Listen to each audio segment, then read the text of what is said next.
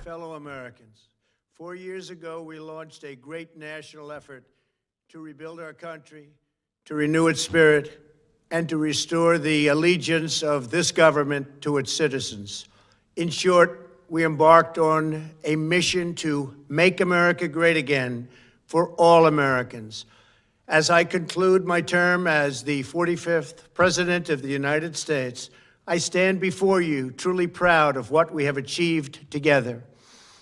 We did what we came here to do, and so much more. This week, we inaugurate a new administration and pray for its success in keeping America safe and prosperous. We extend our best wishes, and we also want them to have luck, a very important word. I'd like to begin by thanking just a few of the amazing people who made our remarkable journey possible. First, let me express my overwhelming gratitude for the love and support of our spectacular First Lady, Melania. Let me also share my deepest appreciation to my daughter Ivanka, my son-in-law Jared, and to Barron, Don, Eric, Tiffany, and Lara.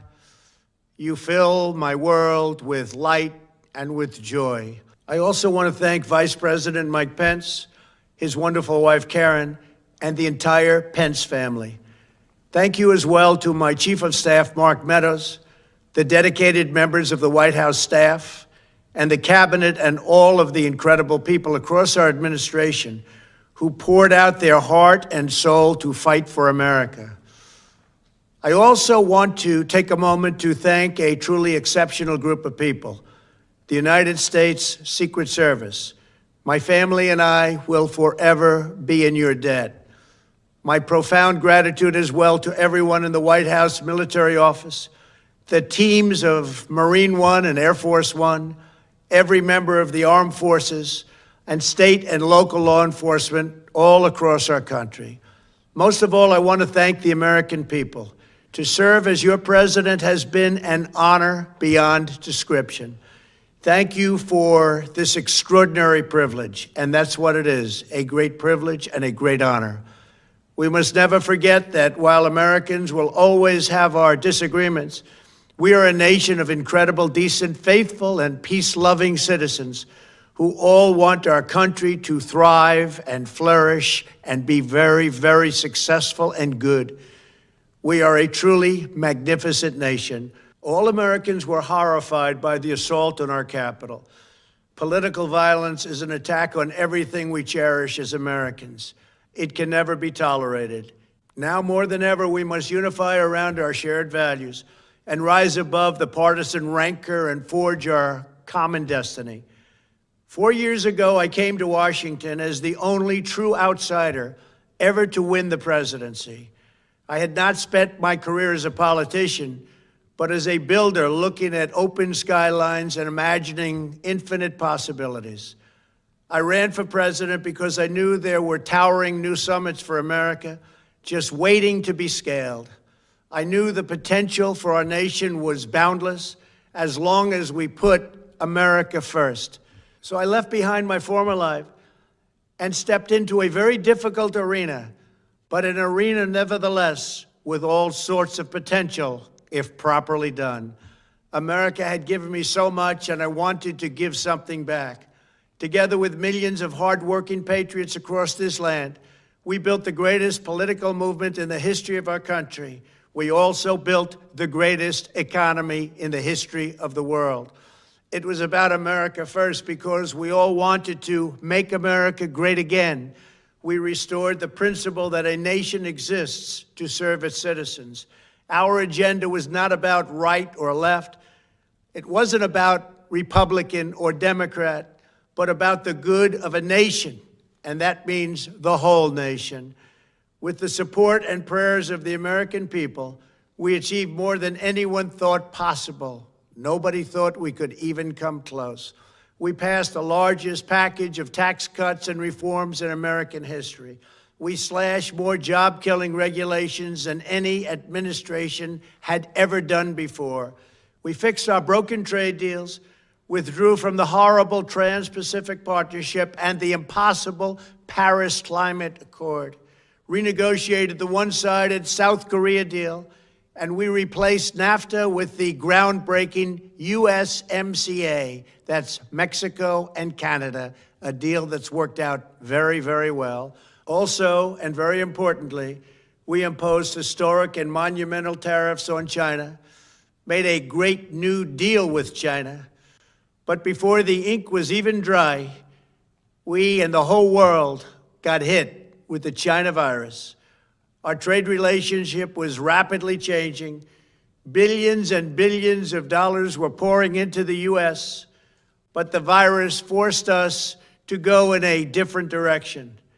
The whole world suffered, but America outperformed other countries economically because of our incredible economy and the economy that we built.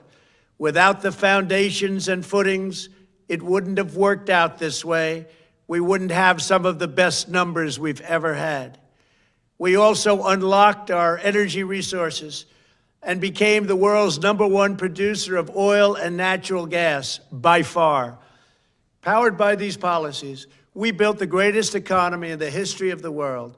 We reignited America's job creation and achieved record low unemployment for African Americans, Hispanic Americans, Asian Americans, women, almost everyone.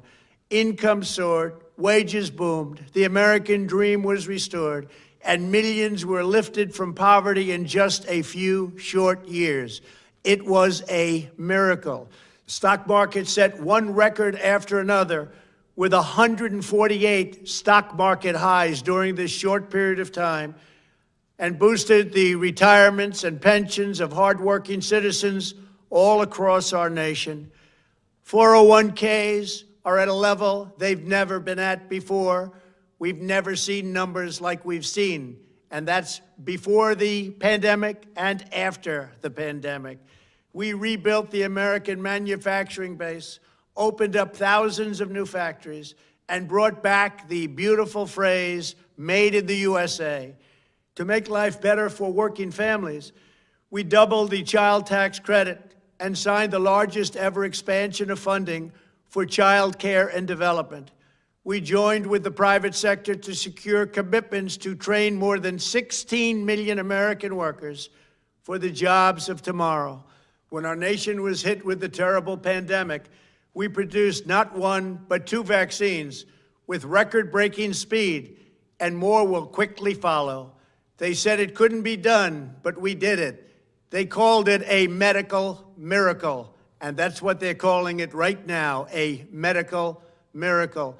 Another administration would have taken 3, 4, 5, maybe even up to 10 years to develop a vaccine. We did it in 9 months. We grieve for every life lost, and we pledge in their memory to wipe out this horrible pandemic once and for all. When the virus took its brutal toll on the world's economy, we launched the fastest economic recovery our country has ever seen. We passed nearly $4 trillion in economic relief, saved or supported over 50 million jobs, and slashed the unemployment rate in half. These are numbers that our country has never seen before. We created choice and transparency in healthcare, stood up to Big Pharma in so many ways, but especially in our effort to get favored nations clauses added, which will give us the lowest prescription drug prices anywhere in the world. We passed VA choice, VA accountability, right to try, and landmark criminal justice reform. We confirmed 3 new justices of the United States Supreme Court. We appointed nearly 300 federal judges to interpret our Constitution as written. For years, the American people pleaded with Washington to finally secure the nation's borders. I am pleased to say we answered that plea and achieved the most secure border in U.S. history. We have given our brave border agents and heroic ICE officers the tools they need to do their jobs better than they have ever done before, and to enforce our laws and keep America safe. We proudly leave the next administration with the strongest and most robust border security measures ever put into place. This includes historic agreements with Mexico, Guatemala, Honduras, and El Salvador, along with more than 450 miles of powerful new wall. We restored American strength at home and American leadership abroad. The world respects us again. Please don't lose that respect. We reclaimed our sovereignty by standing up for America at the United Nations and withdrawing from the one-sided global deals that never served our interests. And NATO countries are now paying hundreds of billions of dollars more than when I arrived just a few years ago. It was very unfair. We were paying the cost for the world. Now the world is helping us. And perhaps most importantly of all, with nearly $3 trillion, we fully rebuilt the American military, all made in the USA. We launched the first new branch of the United States Armed Forces in 75 years, the Space Force. And last spring, I stood at Kennedy Space Center in Florida and watched as American astronauts returned to space on American rockets for the first time in many, many years. We revitalized our alliances and rallied the nations of the world to stand up to China like never before. We obliterated the ISIS caliphate and ended the wretched life of its founder and leader, al-Baghdadi. We stood up to the oppressive Iranian regime and killed the world's top terrorist, Iranian butcher Qasem Soleimani. We recognized Jerusalem as the capital of Israel and recognized Israeli sovereignty over the Golan Heights. As a result of our bold diplomacy and principled realism, we achieved a series of historic peace deals in the Middle East. Nobody believed it could happen. The Abraham Accords opened the doors to a future of peace and harmony, not violence and bloodshed. It is the dawn of a new Middle East, and we are bringing our soldiers home. I am especially proud to be the first president in decades who has started no new wars. Above all, we have reasserted the sacred idea that in America, the government answers to the people.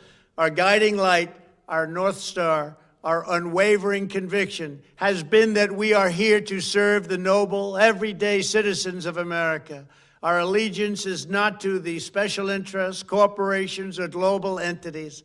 It's to our children, our citizens, and to our nation itself. As president, my top priority, my constant concern has always been the best interests of American workers and American families.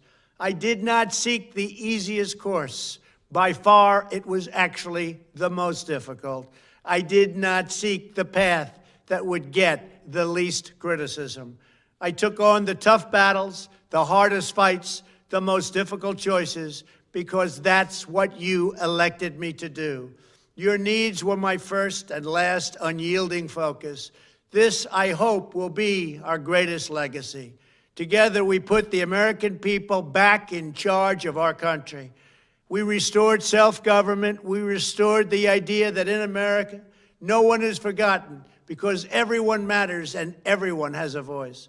We fought for the principle that every citizen is entitled to equal dignity, equal treatment, and equal rights, because we are all made equal by God. Everyone is entitled to be treated with respect, to have their voice heard, and to have their government listen. You are loyal to your country, and my administration was always loyal to you. We worked to build a country in which every citizen could find a great job and support their wonderful families. We fought for the communities where every American could be safe and schools where every child could learn. We promoted a culture where our laws would be upheld, our heroes honored, our history preserved, and law-abiding citizens are never taken for granted. Americans should take tremendous satisfaction in all that we have achieved together. It's incredible. Now, as I leave the White House, I have been reflecting on the dangers that threaten the priceless inheritance we all share. As the world's most powerful nation, America faces constant threats and challenges from abroad. But the greatest danger we face is a loss of confidence in ourselves, a loss of confidence in our national greatness. A nation is only as strong as its spirit. We are only as dynamic as our pride. We are only as vibrant as the faith that beats in the hearts of our people. No nation can long thrive that loses faith in its own values, history, and heroes, for these are the very sources of our unity and our vitality. What has always allowed America to prevail and triumph over the great challenges of the past has been an unyielding and unashamed conviction in the nobility of our country and its unique purpose in history. We must never lose this conviction. We must never forsake our belief in America. The key to national greatness lies in sustaining and instilling our shared national identity. That means focusing on what we have in common, the heritage that we all share. At the center of this heritage is also a robust belief in free expression, free speech, and open debate. Only if we forget who we are and how we got here could we ever allow political censorship and blacklisting to take place in America. It's not even thinkable. Shutting down free and open debate violates our core values and most enduring traditions. In America, we don't insist on absolute conformity or enforce rigid orthodoxies and punitive speech codes. We just don't do that. America is not a timid nation of tame souls who need to be sheltered and protected from those with whom we disagree. That's not who we are. It will never be who we are. For nearly 250 years, in the face of every challenge, Americans have always summoned our unmatched courage, confidence, and fierce independence.